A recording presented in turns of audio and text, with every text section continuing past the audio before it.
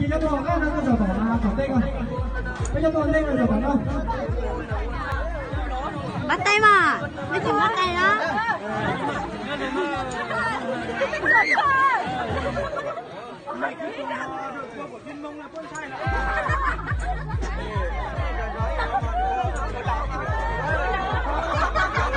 Đó rồi, tôi không chưa.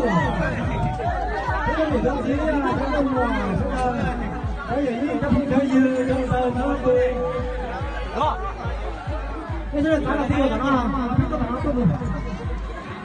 Không có chắc là thắng đâu nữa. Đó. Cái kia nó thắng đâu rồi bên bên thầy á, họ không có đi là thế nên mình coi đừng đi sao nữa. Rồi thì tôi lòng có chạy rồi.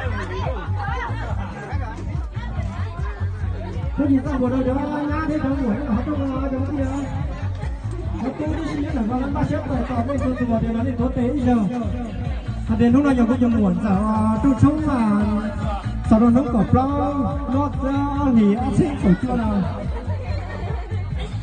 tôi sẽ gửi có đây đó cái tin nhớ được không khó thì hai đứa nhớ được học thì nhất là nó bên cái gì đó là nó cốt tàu thôi thế nên tôi rằng là cho mấy cháu nhá cái trong mùa cháu xài cháu tôi cho bó nó này có thể cho nên sử dụng xét rồi tốt đẹp đấy nó chỉ ra mùa lắm thế sao chỉ sát được nó tán cái lên chỉ cả nó nên cháu để chế cho đi cho nó sát đầu